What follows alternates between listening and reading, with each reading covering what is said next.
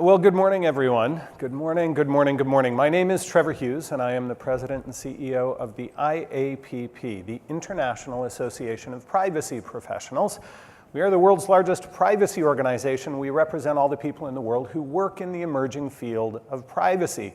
We are very much a cousin to the information and cybersecurity fields, and certainly the issues of information privacy relate to information security and cyber. But it is distinct. And so today, what I want to talk to you about is privacy. I want to talk to you about the future of privacy.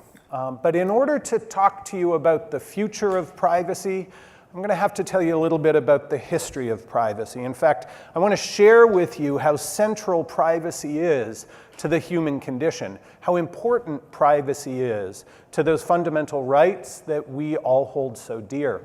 And I'm going to do that through two tools. First, I'm going to give you this presentation in 3 acts, each act represented by an apple.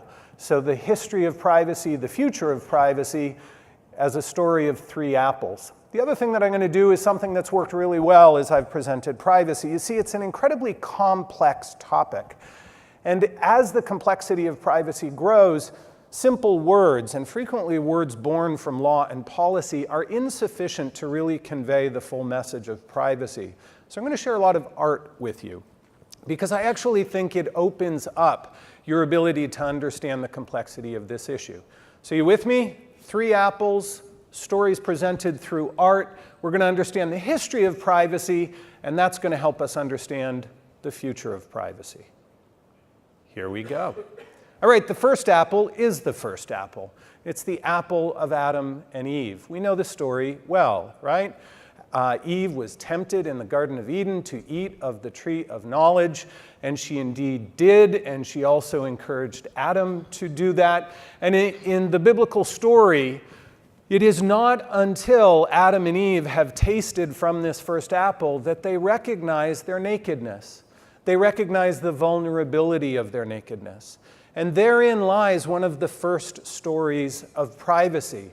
You see, throughout art, throughout human history, we care about those moments in which we are vulnerable. And our nakedness is certainly a time in which we are vulnerable. This is Lely's Venus from the British Museum in London, England. And Venus has been interrupted in her bath.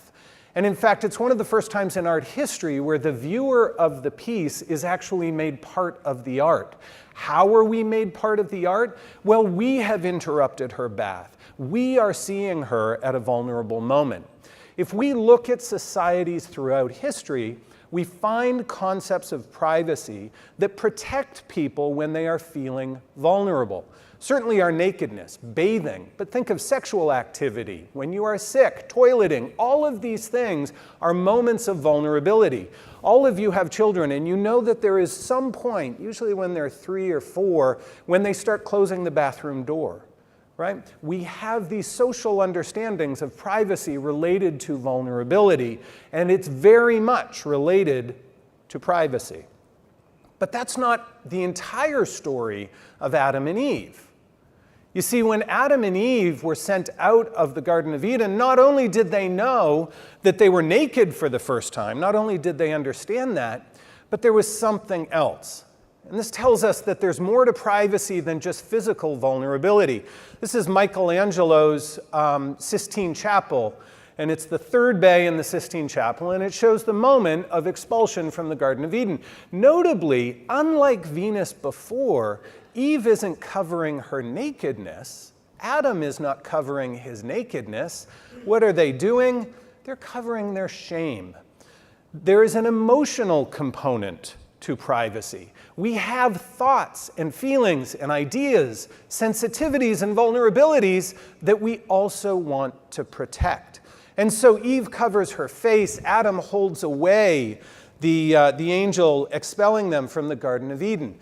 Privacy has many different constructs, both physical and emotional. And it actually turns out that privacy changes over time.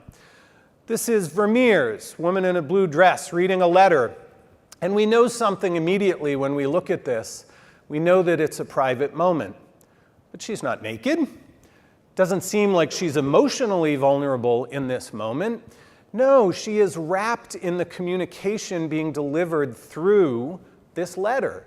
It is a private moment. It turns out that communications can also be private, that our ability to talk to other people and stitch ourselves together with social interaction also has privacy protections that we need to wrap around it. Now, interestingly, soon after the development of the written word came the development of privacy-enhancing technologies. Many of you would say security-enhancing technologies like ciphers, like seals, like trusted messengers. Why did those tools emerge? Well, we realized that as we moved from only spoken word culture to written word culture, that our vulnerabilities in those communications, the intimacy that we might be conveying in those communications, was all of a sudden documented. And that could create new risks for us. And so privacy is a normative value. It changes as technology changes the terms of the deal. So technology mediates privacy. Technology mediates the ways in which we live our lives. Let's go back now just 130 years to 1890. And I want to tell you a bit of a story of this man, Louis Brandeis, and a law review article that he wrote with one of his law partners, Samuel Warren, about an emerging technology of the time. So Louis Brandeis and Samuel Warren in 1890 were incredibly challenged by an emerging technology in 1890, so much so that they wrote what has been called the most famous law review article in the history of jurisprudence, in the history of the law. It's called The Right to Privacy. It was published in the Harvard Law Review. Louis Brandeis famously went on to become a Supreme Court justice in the early 1900s in the United States. What was the technology that so aggrieved them? What was the issue that was created by this new technology? Well, it seems archaic now. It was flexible film. You see, Kodak and Eastman had developed film that no longer had to be on glass plates set up on a tripod with a cape that went over the photographer. It was flexible film sold in a little box, and you actually bought the whole box and sent it back to Kodak for developing. You didn't even take the film out.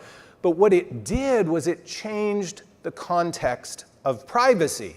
It changed the way in which we shared information within society. So the story goes that at a birthday party in Boston, a journalist snuck in or was there and was able to take pictures surreptitiously. And those were later published in the newspaper in sort of a gossip column. And that really aggrieved the feeling of privacy, the sense that some invasion had occurred for Louis Brandeis. Now, interestingly, we also saw another dynamic emerge here. And that is, as much as technology changes the terms of the deal and changes our understanding of privacy, our immediate reaction is a little bit Chicken Little, and that is that privacy is dead. We have said as human beings in society over and over again, when confronted with new technologies that challenge privacy, well, gig is up. Privacy must be gone, privacy is dead. This is Puck magazine from that time. That's a reporter on the left, and you can see one of those cameras slung over his shoulder, and you can just barely make it out at the bottom. It says, "No privacy is sacred from him." The media at the time, society at the time, exclaimed, gosh, this new technology has killed privacy once and for all. We'll note a theme there very soon. All right, so at this point, we've gone through a number of concepts of privacy. I've suggested to you that privacy has physical components. Privacy has emotional, intellectual components, internal components. Privacy is a societal interest because it's related to how we talk to each other, and that technology changes the terms of privacy over and over and over again. One of the questions that you might be asking, one of the questions that's asked all the time, is why do we care so much? You'll certainly hear in the national security debate, I have nothing to hide, so I don't care, take my privacy. I actually think that's quite wrong, and I actually think to even ask the question is a false question.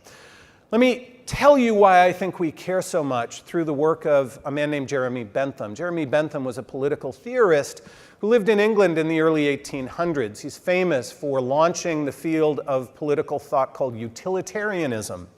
But Jeremy Bentham did another thing too, certainly relevant to the field of privacy. He developed a prison. He created a design for a prison that he called the panopticon.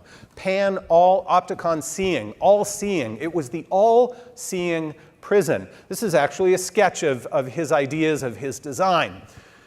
Jeremy Bentham realized that if he was to create a prison that was circular in design, where the cells looked into a central guard tower, and if that central guard tower could be shrouded in such a way so that the guards may or may not be there and they may or may not be looking into every single cell at any one moment, through that he, or this design, could moderate prisoner behavior.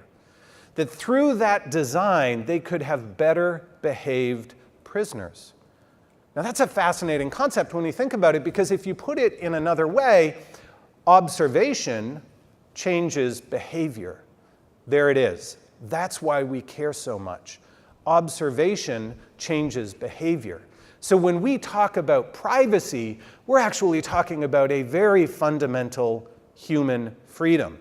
That if we are observed, our behavior is changed. How do I know this is true? Well, Santa Claus, guys. He sees you when you're sleeping. He knows when you're awake. He knows if you've been bad or good. Every parent uses it to try and coerce their kids into better behavior up until Christmas morning, right?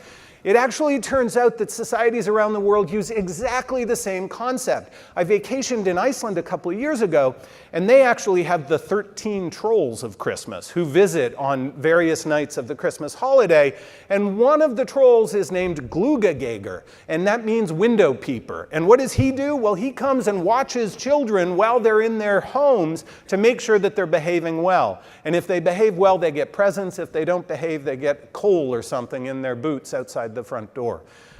This idea of observation changing behavior exists all around the world. And in fact, back to Jeremy Bentham, it has been the structure of prisons. What a metaphor, right? What a metaphor. Observation changes behavior, and we use that as a mechanism to build prisons. In fact, Jeremy Bentham's construct of prisons, where guards could observe prisoners essentially all the time, physically only changed because the technology changed. What was the change in technology? It was surveillance cameras. We didn't have to build circular prisons with cells that faced in anymore because the eyeballs of the guards could be placed anywhere. Observation changes behavior, and in that way, privacy is very much related to our fundamental freedoms. If you are being observed, are you free? Are you making decisions autonomously in a self-determined way? Are you doing things that are of your own free will and volition? In this way, privacy is a fundamental human truth, and it is incredibly important to our society. Okay, that's the first apple. The first apple is how fundamental privacy is to our humanity, and how it goes back throughout ancient history, even that we have always had these concepts of privacy. The second apple is an apple of revolution, and I'm not going to tell you how the apple connects to the story. Remember, in the first apple, it was the apple from Adam and Eve. In the second apple, I want to talk to you about Alan Turing. Alan Turing, of course, the father of modern computer science, known incredibly well for being one of the intellectual forces behind Bletchley Park, cracking the Enigma code, the subject of a couple of major movies in the past few years. Alan Turing launched in computer science a revolution, if you will, the information revolution, which greatly increased not only the velocity of data, but the volume, and by that I mean the amount of data in society. In fact, When we think of the information revolution and the era in which it emerged, it took about 20 years before people started realizing, oh, something's changing. This technology is changing the terms of the deal in society with regards to the use of our information. So what did the media say at the time? Well, they said privacy is dead. They said the rise of these computing devices are killing privacy. So much so that in 1967, with the advent of mainframe computing, IBM, digital equipment, they were all emerging at that time, this man, Alan Weston, wrote a really famous book in 1967 called Privacy and Freedom. And it was really the first time someone articulated the idea that, hey, yes, we have physical privacy. Yes, we have emotional privacy. Yes, we seek seclusion when we feel vulnerable. Yes, we need privacy in our communications. But you know what? We also need privacy in our information. As we create this information in this new mainframe data processing world, and it leaves our control, we need some measure of privacy wrapped around that. So in Privacy and Freedom, in this seminal book, foundational book in the field of privacy, Alan Weston argued that informational privacy is our ability to control information as it leaves ourselves. And that led to our modern regime, our modern framework of the fair information practices, really built on the ideas of notice and choice, access, security, enforcement, data minimalization, secondary use, concepts that guide our laws still today. Even after Alan Weston wrote his book, even into the early 1970s, as things like the Privacy Act were emerging in the United States and privacy laws were emerging in Germany, what was the media saying? They were saying privacy was dead still. That the rise of mainframe computing and database computing was killing privacy in society. Now, it's interesting for us to look to today, because the technological revolution started by Alan Turing, and the idea of information privacy documented by Alan Weston, well, those ideas have accelerated drastically. We're certainly all familiar with Facebook. We know social media is a modern phenomenon. It's been around, Facebook I think has been around for about 12 years, maybe 13 at this point. And I was just reading recently that Facebook is closing in on 2 million users around the world. 2 billion with a B, 2 billion users around the world. Now that's really compelling, because when we think about that in terms of the pace of adoption, the velocity of that data, the velocity of that change, I want to offer you a comparison. Now, not in any way am I suggesting that Facebook is a religion, but if we look at Christianity, it has just over 2 billion adherents, 2 billion faithful around the world. And it has over 2,000 years of development, of evangelizing, of proselytizing, of getting new adherents around the world. And it took 2,000 years. Facebook, 12 to get to 2 billion. And that suggests a dizzying pace. It suggests a rate of change which really challenges our ability to adapt and create new social norms, create new standards, and respond with policies that make sense. So that's the velocity of change. What about the volume of change?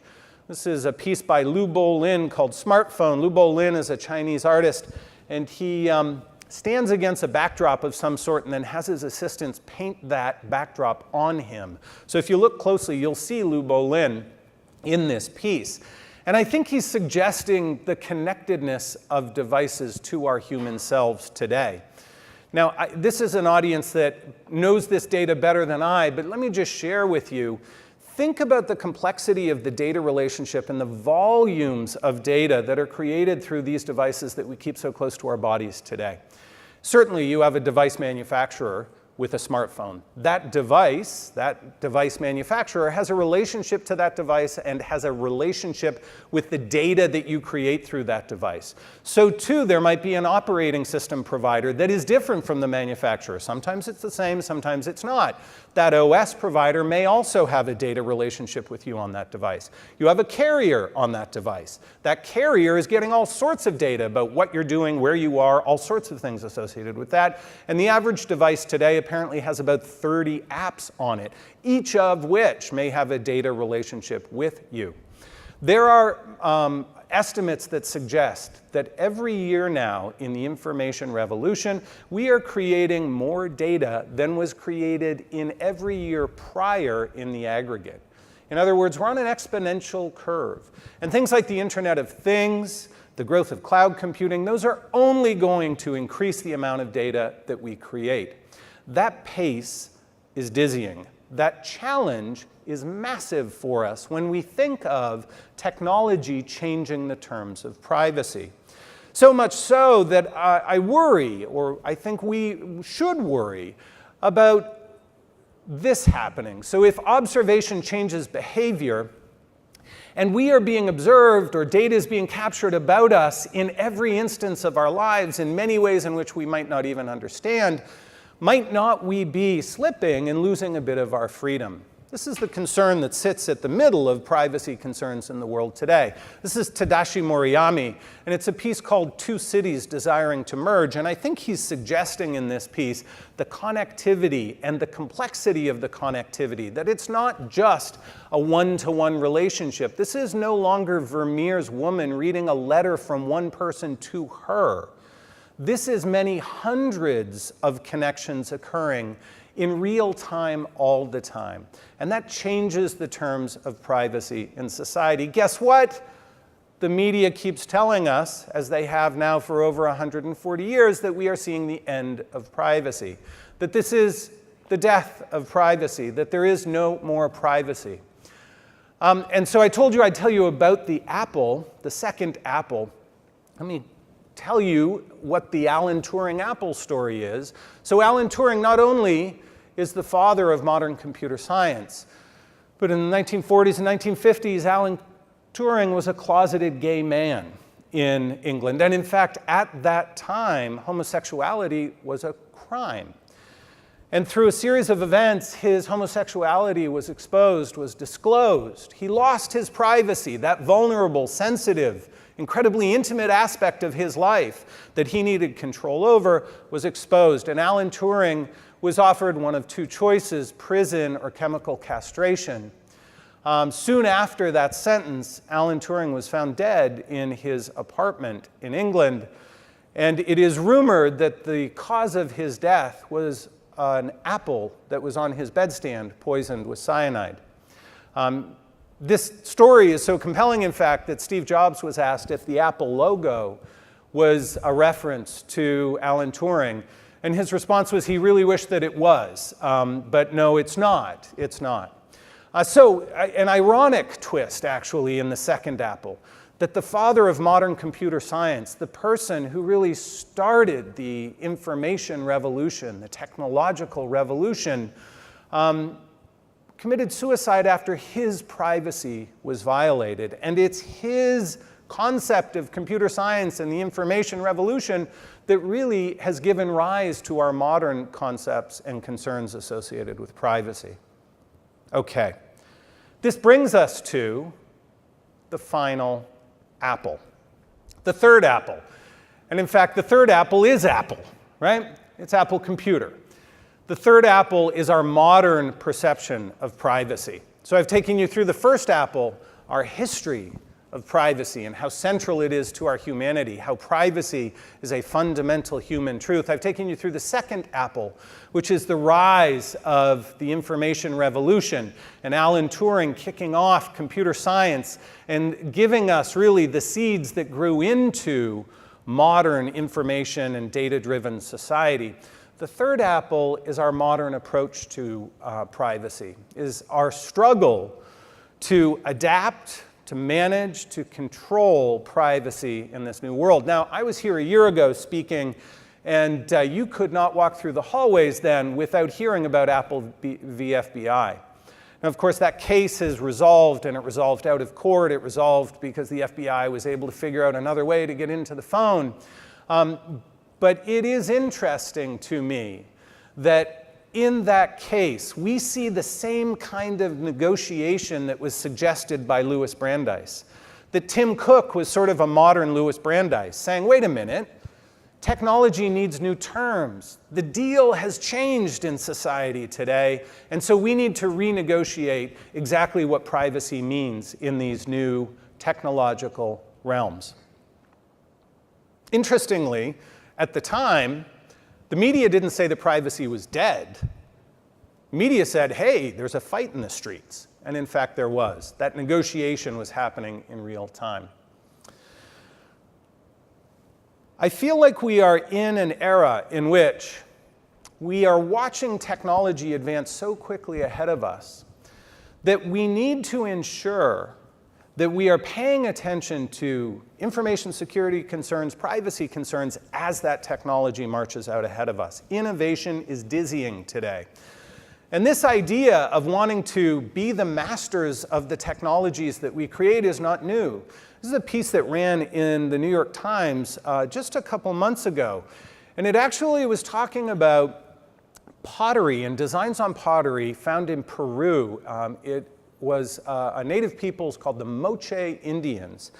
And they had in their traditions a concept that their peoples needed to be very cautious lest the tools and devices that they create actually rise up and attack them.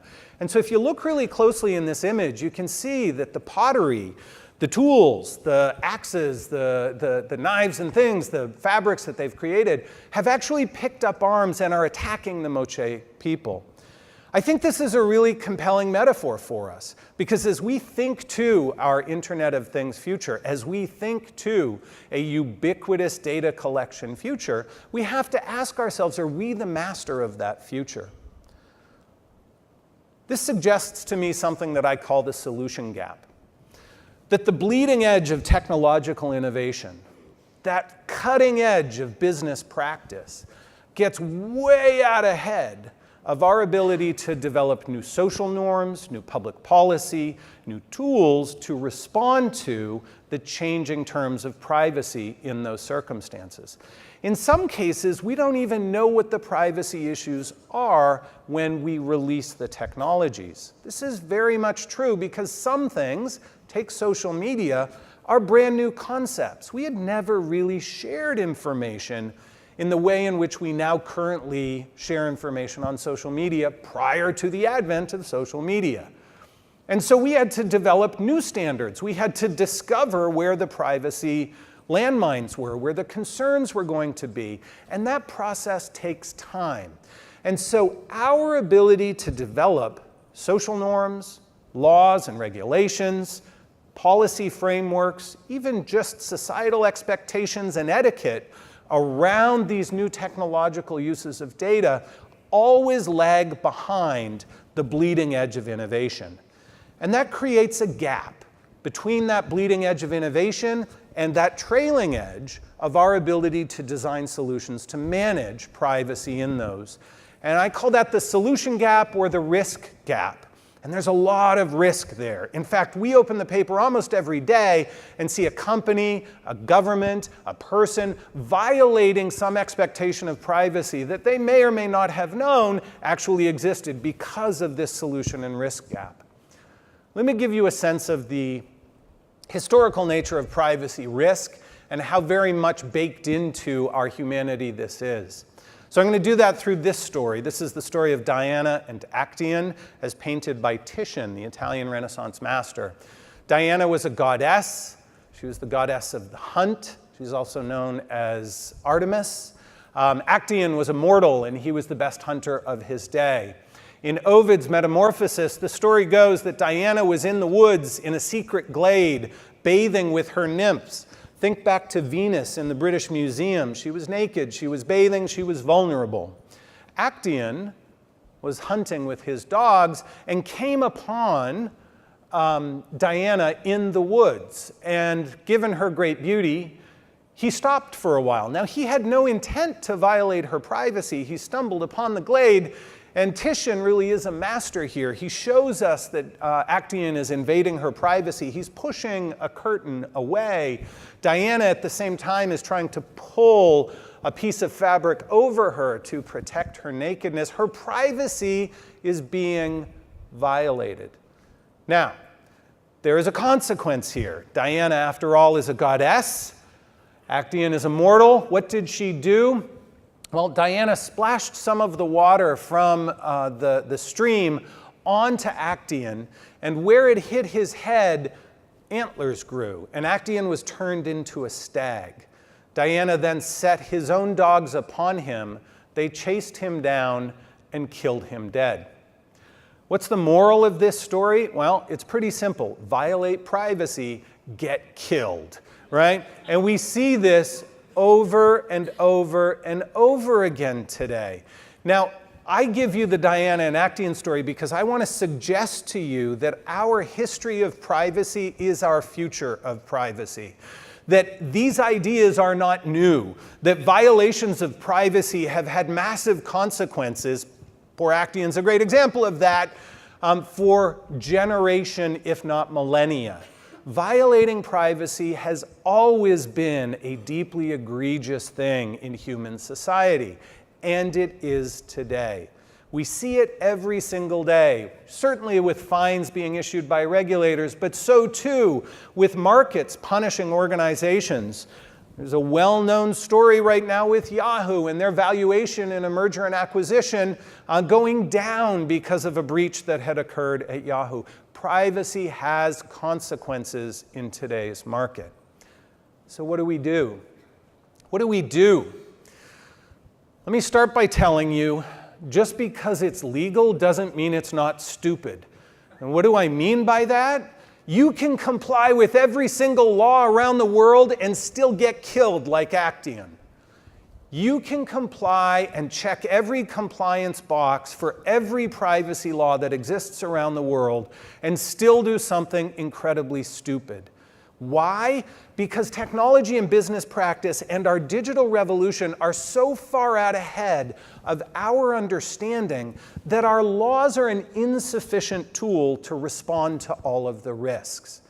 What does that mean? Well, it means that your organizations need to have smart people in the right places making good decisions. You need to have people who have some sensitivity that there might be a privacy issue somewhere. You need to have people who can say, whoa, wait a minute, we're using data in a novel way here. Might our customers, might the market, might our competitors understand this new use of data? We're going to see all sorts of new frontiers here. Drones, facial recognition, the Internet of Things, they're all going to challenge our concepts of privacy. And guess what?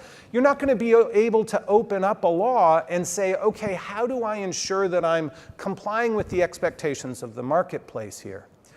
That means that anyone who makes decisions about data inside your organization needs to understand how data works and how privacy creates very real concerns. Now, I shared with you a little bit about the IAPP. Let me tell you a little bit more about what I see emerging. And this goes for the information security field, too.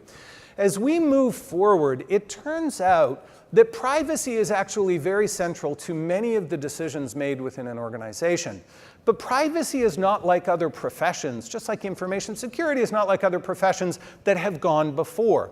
At the IAPP, we have 27,000 members in over 80 countries around the world. Only 40% of our members are lawyers. They're not all lawyers. In fact, privacy is a bit of a hybrid profession, just like information security is a bit of a hybrid profession. We have engineers and marketing managers and HR managers who all belong to the IAPP because you know what? Any role that touches data, any person that makes decisions about data has to be a privacy professional in today's world.